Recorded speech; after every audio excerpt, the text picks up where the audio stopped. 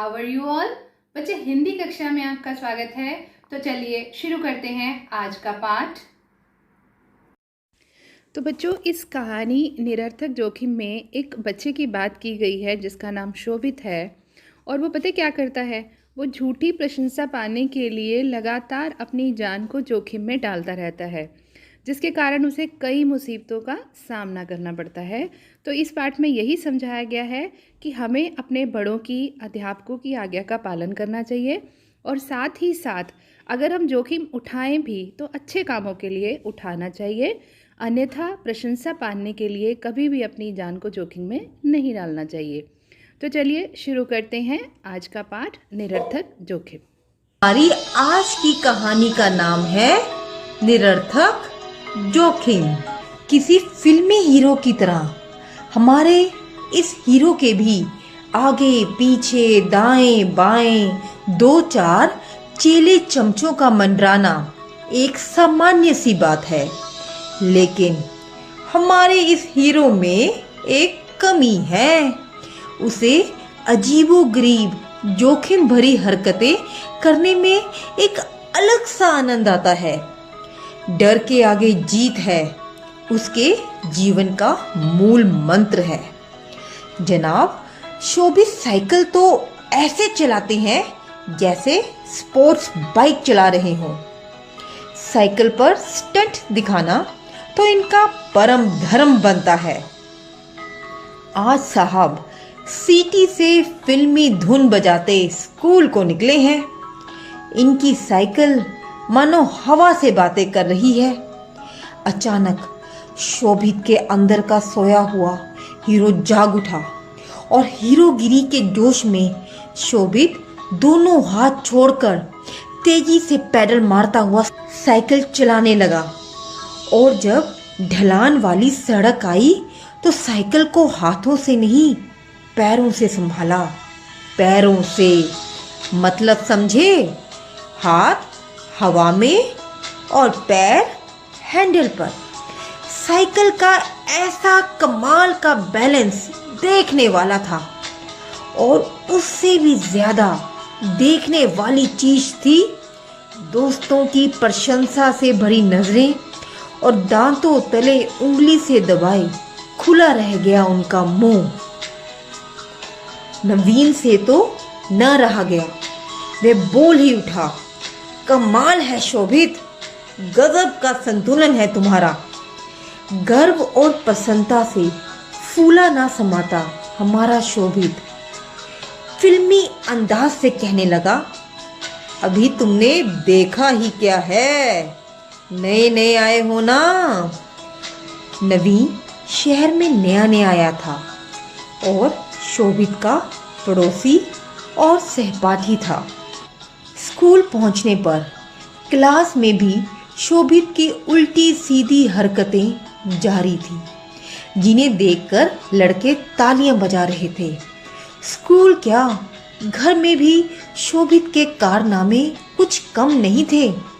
उसकी माँ तो कई बार कह उठती, उफ, इस लड़के को तो सर्कस में होना चाहिए था।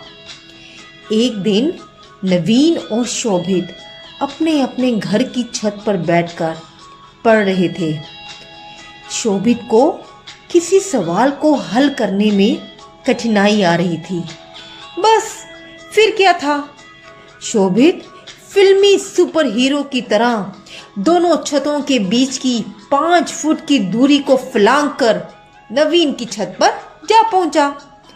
नवीन के चेहरे की तो हवाइयां ही उड़ गई और हमारे खतरों के खिलाड़ी शोभित के चेहरे पर गर्व से भरी मुस्कान थी। हमारे कहानी के नायक शोभित के कारनामे अभी खत्म कहाँ हुए। एक दिन 7वीं और 8वीं के छात्रों को स्कूल की ओर से नगीना झील पर पिकनिक के लिए ले जाया जा रहा था। गाना गाते, खाते पीते, गप्पे मारते सबका सफर बड़े मजे से कट रहा था। शोभित भी नगीना झील में तैरने के सपनों में खोया हुआ था। लेकिन तभी ना जाने उसका खुराफाती मन शरारत करने को मचलने लगा। बस की खिड़की के करीब जब भी कोई पेड़ की टहनी आती, वह हाथ बढ़ाकर उसके पत्ते तोड़ लेता। उसने एक ऊंचे पेड़ को देखकर एक बार फिर कुछ ऐसा ही करने का सोचा। बस की खिड़की से अपनी गर्दन निकालकर आधा बाहर निकल गया। तभी अचानक सामने से फुल स्पीड से ट्रक को आता देख स्कूल बस के ड्राइवर ने जोर से ब्रेक लगाई।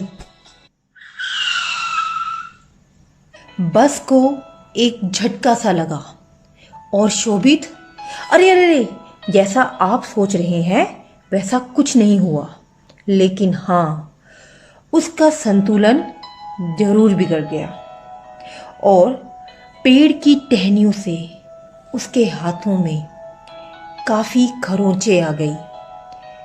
आसपास बैठे लड़के जोर जोर से चीखने लगे।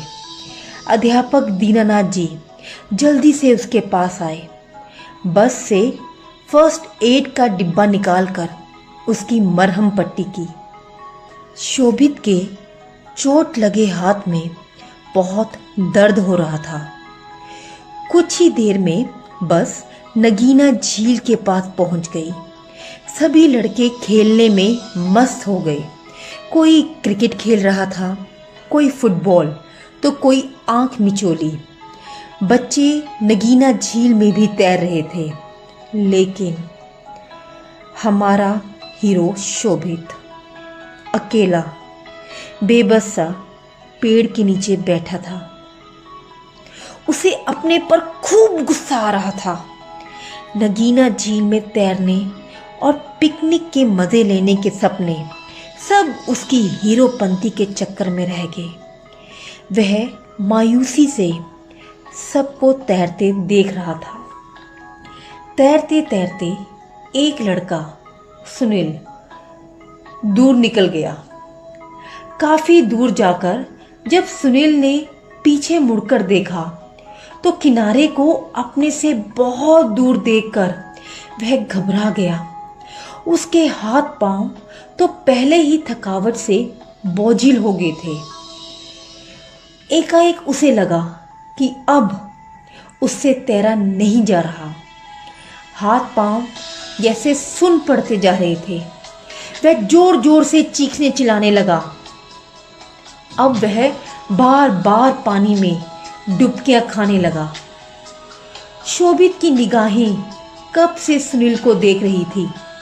सुनील को डुबकियां खाते देखकर वह चिल्लाया, सुनील डूब रहा है, कोई उसे बचाओ। शोभित की बात पर सब चौंक पड़े। अध्यापक को तैरना नहीं आता था। वे घबराकर बोले, कोई उस लड़के को बचाओ।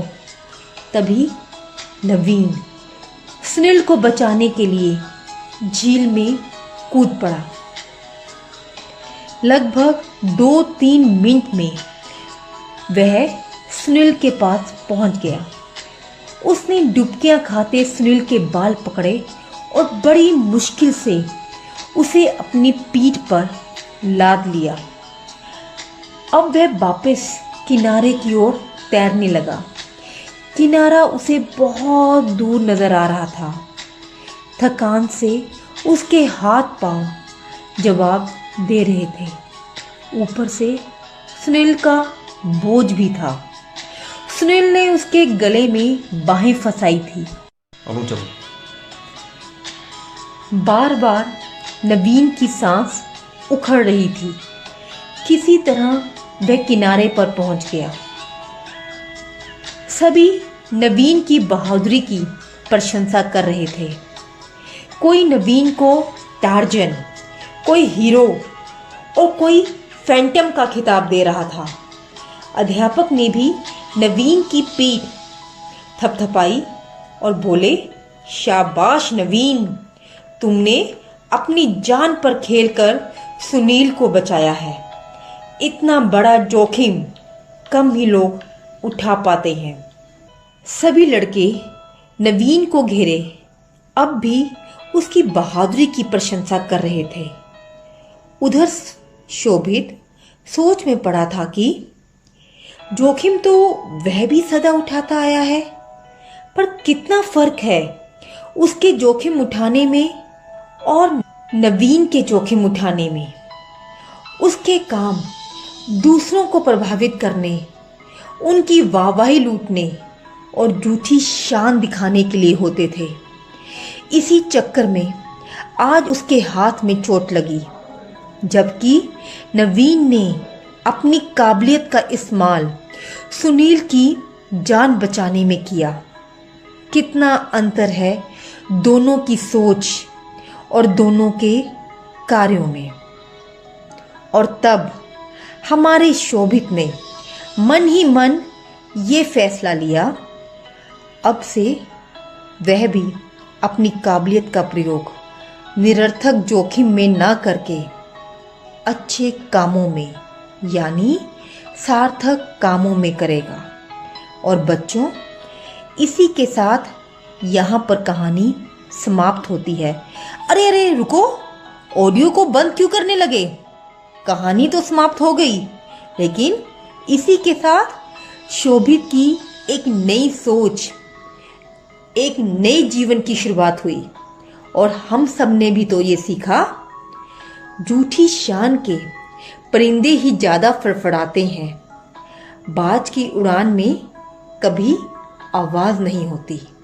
देखा बच्चों आपने किस प्रकार से शोभित जोखिम उठाता था और मुसीबतों में फंस जाता था।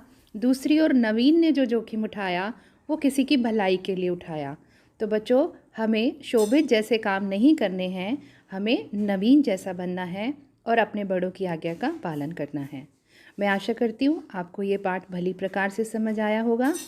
AIS क्लास में हम इस पाठ पर और चर्चा करेंगे, आपकी समस्याओं का समाधान करेंगे और पाठ के प्रश्नोत्तर का कार्य करेंगे। तब तक के लिए आपका धन्यवाद। आपका दिन शुभ हो। That's all for today. If you have any doubts, you can leave your queries on Google Classroom. Thank you so much, students. Have a nice day.